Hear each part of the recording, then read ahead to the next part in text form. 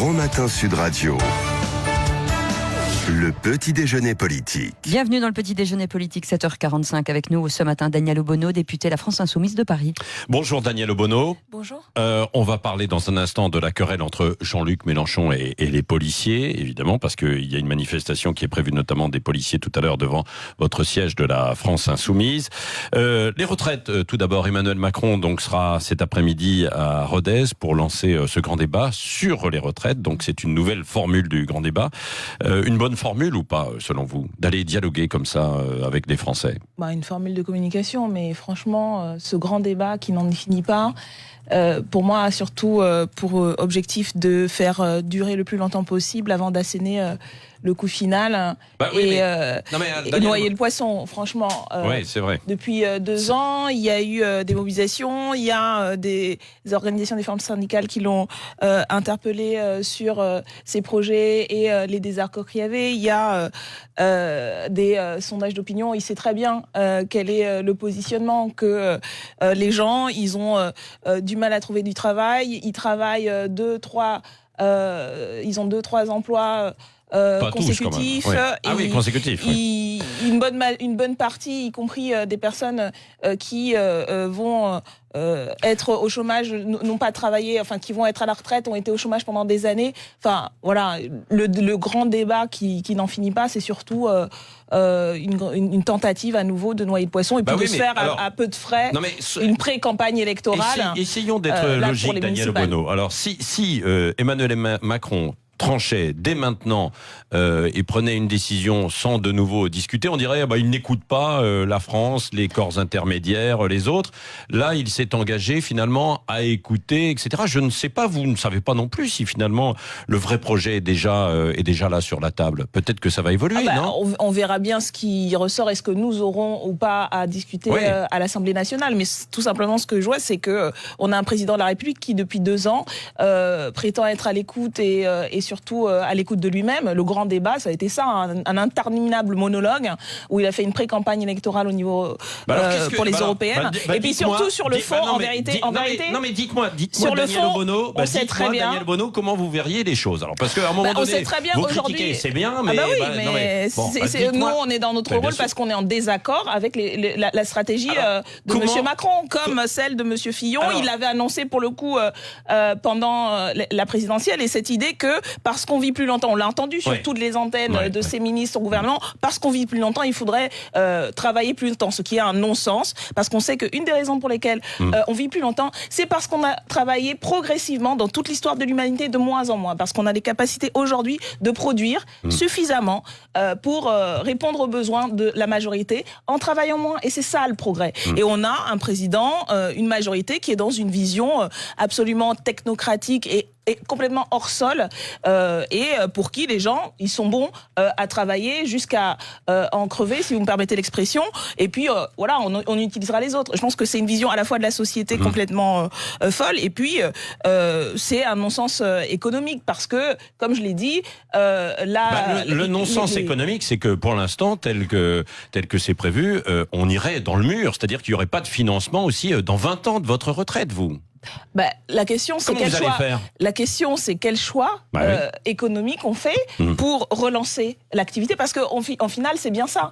La retraite, qu'est-ce que c'est ? C'est le salaire socialisé. Plus il y a de gens qui peuvent cotiser, plus donc cette retraite. Il faut du travail aussi. Oui, il faut créer des emplois. Le travail, il y en a, excusez-moi. Aujourd'hui, il n'y a jamais eu autant de champs possibles pour créer des emplois. Sans même parler de la transition écologique. On sait qu'il y a plus d'1 million d'emplois qui seraient possibles si on faisait une vraie transition écologique. Mais il y a dans les services publics, l'hôpital. Depuis des mois et des mois et des mois, c'est un mouvement historique. C'est un des piliers. Tout le monde est d'accord pour dire, oui, il faut que l'hôpital, que les gens soient soignés dignement, que les soignants arrêtent de maltraiter. Et là, je peux vous assurer, avec le nombre d'heures supplémentaires indues que ce personnel fait chaque année, chaque semaine, chaque jour, on aurait du travail, des emplois à créer. Vous ne croyez pas ? Dans tous les corps. Et ça, c'est vrai. C'est peut-être l'organisation. Je vous assure, moi j'étais aux urgences de Lariboisière. Lundi, j'ai passé toute la nuit à parcourir les couloirs avec les urgentistes, je vous assure. Alors, il y a toujours des améliorations d'organisation, mais ne dites pas aux urgentistes qu'en fait, c'est parce qu'ils n'ont pas compris comment fallait faire rouler l'hôpital. Parce que je vous assure que ça tire sur la corde. Ça tire sur la corde. Et si aujourd'hui l'hôpital public tient, c'est vraiment parce que les soignants se donnent, y compris jusqu'à l'épuisement. Et donc, pour arrêter d'épuiser les gens, pour arrêter, y compris de leur faire faire le contraire. Moins les envoyer à l'hôpital aussi. Oui, il faut faire de la prévention. Et puis, il faut faire en sorte que on puisse avoir des soignants, un encadrant et du paramédical. Parce que l'hôpital, c'est pas juste les médecins. Ce sont les infirmiers, ce sont les brancardiers. Et donc, tout ça, c'est des emplois, excusez-moi. C'est vrai dans la santé, c'est vrai dans l'éducation nationale, c'est vrai y compris dans la police, on en parlera peut-être. Et ça, nous, on l'a toujours défendu. Donc, on voit bien qu'il y a d'énormes champs de création d'emplois. C'est simplement qu'on est dans une logique, excusez-moi, et ça, on le dit, il le redit, mais les faits sont là, où le gouvernement pense que il faut donner aux plus riches, et comme ça va ruisseler, et c'est ça la logique économique qui, du coup, crée le chômage et le manque de cotisation sociale. Daniel Obono, on va parler de la police dans un instant. Encore un mot sur un autre débat qui va démarrer véritablement la semaine prochaine. Emmanuel Macron a dit hier ou ces derniers jours, que la France ne pouvait pas accueillir en fait tout le monde. C'est la politique en fait d'immigration. Est-ce que vous êtes d'accord avec cette posture? Là aussi, est-ce qu'il faut des limites quand même, des quotas? Mais vous savez qu'il y a des limites. Je veux dire, il y a un système. Il faut le redire peut-être aux gens. On a l'impression que on rentre, on sort comme ça, mais ce n'est pas vrai. Il y a une politique migratoire depuis plusieurs siècles. Il y a combien de clandestins en France? Depuis plusieurs siècles. Il y a combien de clandestins en France, Daniel Obono?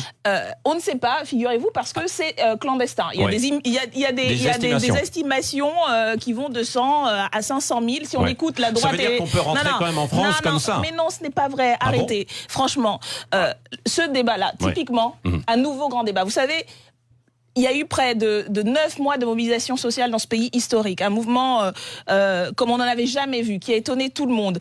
Parmi les premières revendications, ce n'était pas, figurez-vous, le contrôle des frontières ou un grand débat sur l'immigration. Vous le savez très bien. Les premières revendications, c'était la justice sociale, c'était la justice fiscale. Et bien sûr, les questions d'immigration faisaient partie des thèmes, mais vous savez bien que c'était très très loin tout ça. Par contre, un des grands débats qui ressort de tout ça, c'est l'immigration. Et pourquoi Monsieur Macron fait ça? Il l'a dit très textuellement à sa majorité. C'est parce que il veut faire en sorte d'être face à Marine Le Pen au deuxième tour de l'élection présidentielle de 2022. Et c'est donc de la pure instrumentalisation politique, comme tous les candidats de droite. Comme il l'est, et même de ceux qui se prétendaient du Parti socialiste et d'une certaine gauche, ont fait depuis des années. Donc on instrumentalise à la fois une situation dramatique, celle des personnes qui aujourd'hui sont accueillies dans des conditions inacceptable, celle des personnes qui voient ces conditions et qui voient cette misère et qui se sentent impuissants, et on met les gens les uns comme les autres. Quand on les traite, il y a toujours les soi-disant privilégiés et puis le reste du monde. Voilà, c'est ça la stratégie de diviser et d'alimenter le vote pour l'extrême droite de M. Macron. Daniel Obono, il nous reste 2 minutes et essayons de parler brièvement. Les policiers sont-ils des barbares? Quelle est votre réponse? Je crois que tout le monde a découvert depuis 1 an, justement, que la police républicaine, sous les ordres de cet incapable et incompétent, soi-disant ministre de l'Intérieur, Monsieur Castaner, avait été amené à faire un usage disproportionné de la force, si vous voulez les formules très policées.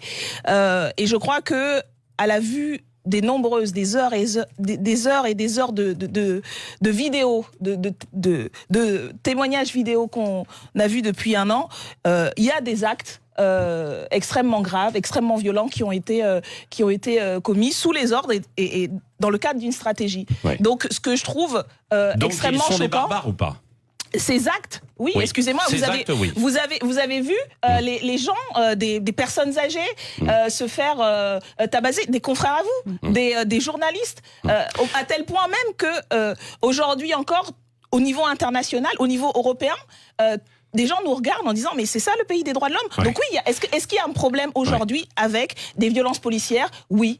Et ça, il faut le dire, parce que sinon, justement, si on ne le dit pas, si les politiques ne prennent pas leurs responsabilités, c'est la police républicaine qui en ressort délégitimée. Alors, c'est la confiance qu'on peut avoir. Christophe Castaner vient de réagir en fait ce matin. Il vient de réagir sur RTL ce matin. Il dit que, comme à chaque fois que les policiers sont mis en cause, je vais demander au procureur de la République d'étudier et de voir la faisabilité d'une poursuite. Oui, mais il demande des excuses. Et il demande en plus des excuses. Bien sûr. Oui, il demande des excuses. Est-ce que Jean-Luc Mélenchon doit véritablement s'excuser? Je crois que, franchement, Monsieur Castaner est le dernier à pouvoir se permettre ce type de déclaration. Allez dire ça à la famille de Zineb Redouane. Cet homme n'a jamais prononcé le nom de cette femme, cette grand-mère qui a reçu un projectile lors de manifestations. Elle était à sa fenêtre, elle est morte. Jamais il n'a prononcé son nom. Il devrait des excuses à la famille de Steve Canisso. Il devrait des excuses aux personnes. Est-ce que les policiers méritent des excuses?